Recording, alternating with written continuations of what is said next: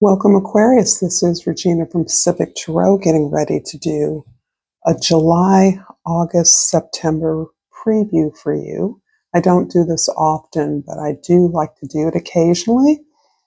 They're fun, and although prediction is not really the purview of tarot in general, but this does build from your own energies. So I'm picking up on your own desires and challenges in order to make some reasonable predictions about the months of the summer in the northern hemisphere and the winter in the southern hemisphere, and you know what I mean, summer in the northern hemisphere.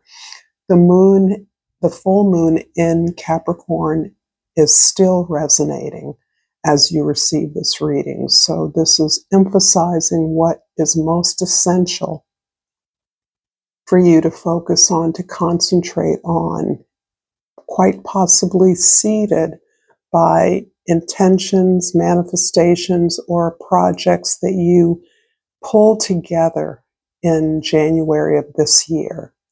So that was the new moon in Capricorn energy is now finding fruition. Now you've sorted through all the busyness of that time, and you're now focused on stripping away what is not essential so you can focus on what matters.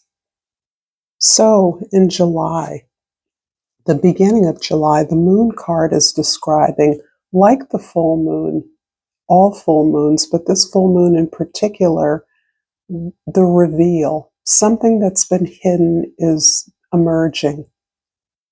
For many of you, this is the result of having done a lot of work on the uncomfortable parts of yourself or your experiences, the emotions that felt triggered or that you felt some kind of shame or guilt about.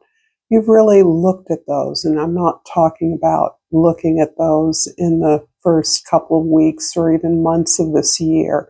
This is a long process you've become more and more comfortable with. This indicates a lot of bravery and courage on your part to look at things that actually have begun to yield some real gifts for you and lessons learned and things that you understand about yourself better, ways in which you can show up more authentically. And in the end of July, we have the Sun card.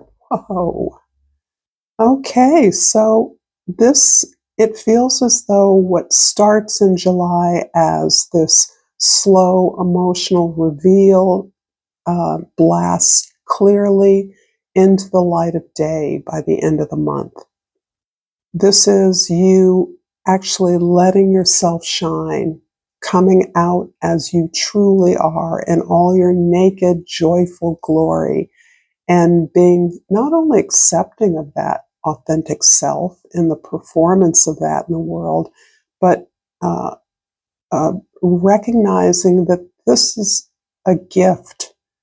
This is an expression of the abundance of the world that we as creatures of the world are allowed to enjoy, marvel in its perfection, its abundance, its glory, its pleasures. So I feel like you have reaped the rewards of a long, dark night of the soul for many of you. And this is towards, I believe, closing something out so that you're ready to begin something new. I'm going to clarify the month of July with 3 cards. 1, 2, and this is flipped up. So we have the Queen of Swords, the King of Swords, and the Six of Wands. Interesting. Okay, this feels like a partnership. This feels like a strong partnership, quite possibly a business partnership. But whatever the nature of this union or partnership is, it is leading you to a deeper commitment to your community, your collective, your collaborators. so that you, as a couple or as an individual that is just well balanced in terms of your divine feminine, divine masculine selves, we all have them.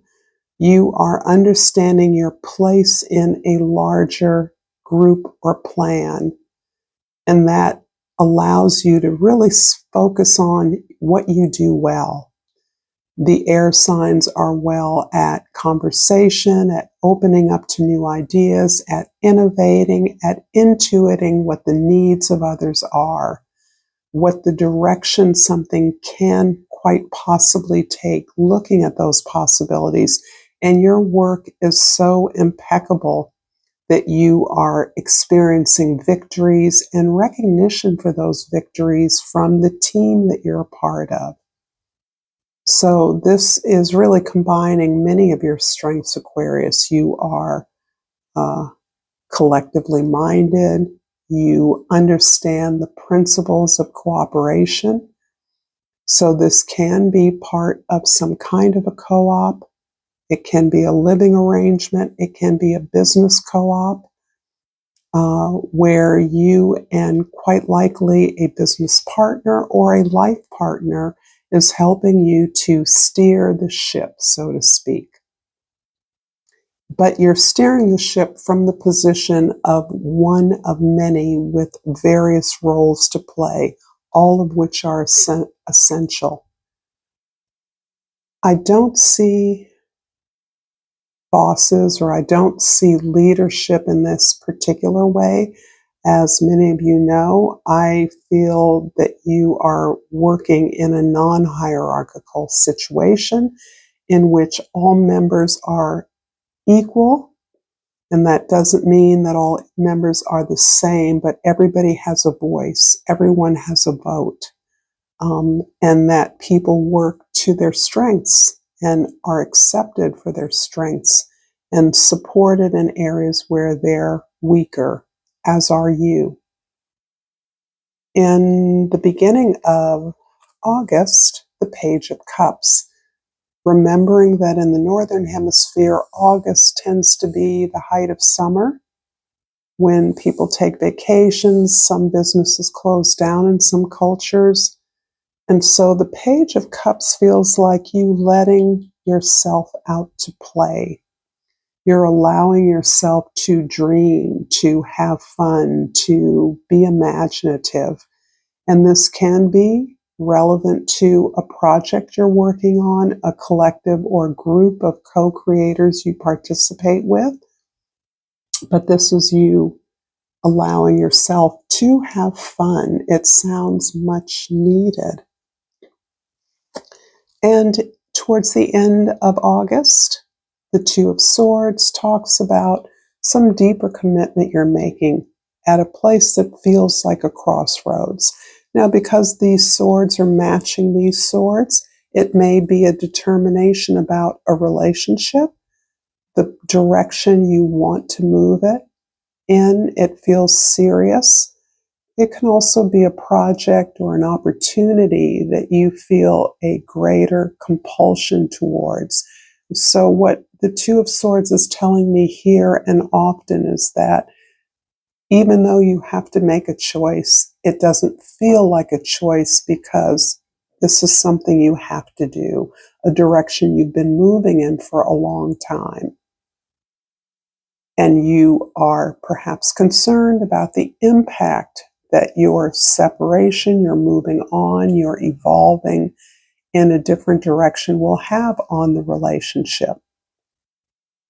And that concern may be undermining the agency of the other person involved. In other words, they can move forward or not on the basis of their own needs and desires, just as you are. So this feels like there's a little bit of guilt or discomfort about the choice you feel you must make, and you're anticipating an outcome that is unfavorable or a consequence that you may not actually desire. You may not want a relationship, for example, to end, but you are nervous that it could be so. And I'm going to clarify August. In the Southern Hemisphere, wintertime also is an opportunity to enjoy, rest, be imaginative, be creative. I'm not sure what winter looks like in all of the South. It's not universal or monolithic, just as it isn't in the Northern Hemisphere. So this all applies. And so for Aquarius for August, 3 cards, please. The 9 of Cups, the 3 of Pentacles, and the Queen. Oh, look, there was an Ace. So I'm going to do that like that. So the Magician, not the Ace, and the Queen of Challenges are sort of collapsed there. Yeah, you're looking for your happiness here. You're not, happiness is not the goal, it's the process for you. So working as part of a team, having an equitable role in that team, working in a meaningful partnership with those that are deeply aligned with your values is what is, you're celebrating that at some level. And I still feel the sun's energy is here deeply radiating with you. And so you are pleased with not only the process of your own healing or emotional and spiritual development, but you're also pleased with a process that allows you to experience, acknowledge the range of emotions that have been generated by those experiences, even painful ones. In fact, particularly painful ones. So this is really about just feeling good about where you're at and who you are. Understanding that your contentment, your satisfaction, that you're doing all you can do to make this opportunity at one of quality, of excellence. This collaboration you're a part of reflects your highest values and standards and joins you with other experts in the same way. The Queen of Cups and the Magician together. This looks like a way that you are talking about your process of working with others, your process of becoming satisfied with your acceptance of yourself, your gifts, your talents. There may have been a time when the expectations were that you would be taking care of others, that your job was to take care of others, but you've actually learned that taking care of yourself, cultivating your own gifts, honoring your own needs and desires in a way that others cannot, is actually giving you the vision and understanding of building something with the tools that you have, the gifts that you have. This is something that you can share with the world, you can talk about, you can present to others. This may be a way that you're creating trainings for other people that are part of some kind of collaboration towards a specific goal or project. That may be part of the goal is to create courses or a series of lectures or presentations regarding how one creates a co-op, how one participates in a meaningful way, in a productive way, in a collaborative effort. So the process itself may be what you are talking about sharing with others in a vocal way. In the beginning of September, we have the King of Pentacles. This is you mastering some kind of craft, some opportunity, some project, and bringing it to full productivity and profitability. And towards the end of September, the Chariot card. Interesting, because I'm seeing these as the way in which you now have the luxury or the privilege to entertain what generosity means for you. Because For the King of Pentacles energy, the best way to share is not solely or necessarily to give money. It is, or to give material resources. This is about sharing how you do what you do. And this is now feeling of a peace. So what you've been able to create collaboratively and formalize into some kind of content, course, or series of talks is something that is you are refining. That is the impetus of what you're creating, and you're moving out in a way that helps others to acknowledge and accept who they are and what their gifts are. Everybody is not going to be the same, nor need they be. And that's part of what is the lesson for you here. Not trying to be like other people. You are the way you are for a reason. Your gifts are needed in the world. And so how you can perhaps guide, support others through a similar process. But you understand now the direction of your gifts and the goal, the purpose of that goal, and the sacred space that you need to exercise this talent, to pursue your purpose to a successful place, a place where it can be shared with others. This comes directly from your heart. And for some reason, this decision is hard for you to articulate at the time that you are making it, because you're really digging deep into your memory, into your experiences of the past in this life and possibly other lives as well. So I'm going to clarify September with 3 cards. And I have the 2 of Cups, the Sun card, and the 7 of Swords. Very interesting. Wow.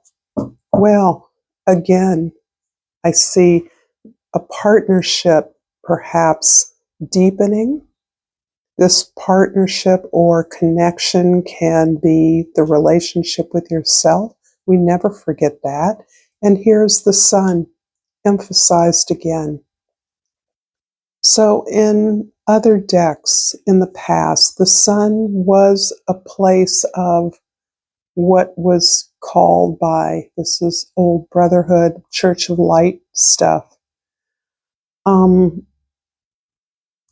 soulmateism was actually a system that, or a process that occurred within each individual.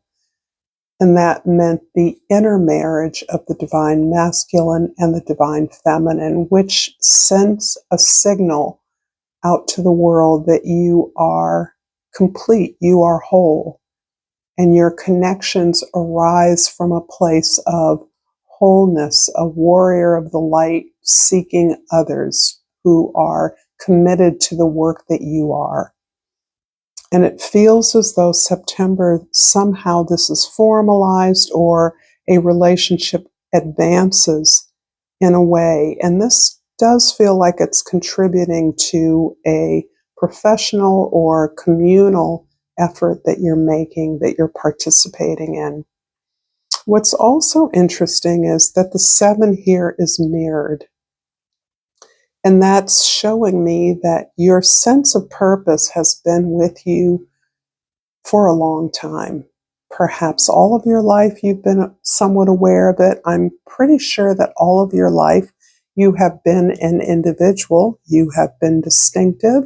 You have been comfortable with yourself and perhaps become comfortable with the fact that others didn't get you, or others found you odd or unusual in some way. And in the past, you may have internalized that as a feeling of exclusion, being dismissed, people not taking you seriously.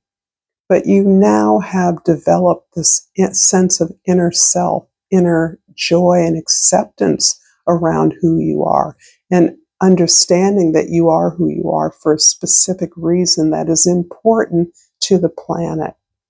And in that way, you are indifferent to what others think. If you can't find the support that you need, and it looks to me like you have a lot of support, particularly in a particular partnership or collaboration or collective, then you go find that support that you need. Primarily, all that you need is within you. You have all the resources. So this feels like a movement away and an emotional cleansing around the way you have been treated in the past, in a way that you're reframing that, the sun, connection, deep connection, not only with in relation to others, but in relationship to your promise to yourself, your commitment to the pursuit of your dreams, your potential. This is huge. So I see this very beautiful flow of your own awareness that accompanies this highly collective activity, this deeper commitment, this choosing to be excellent at who you are and what you can do. I'm going to finish this reading with a crystal oracle and hope that this has been helpful to you, insightful in some way. And I pulled the ruby, and the keyword is shine. It's time for me to shine. Time for you, Aquarius, to shine. And this is so beautiful. I love this. If this reading has resonated for you, please like this video, subscribe to my channel, Pacific Tarot. I appreciate your presence. Until next time, namaste.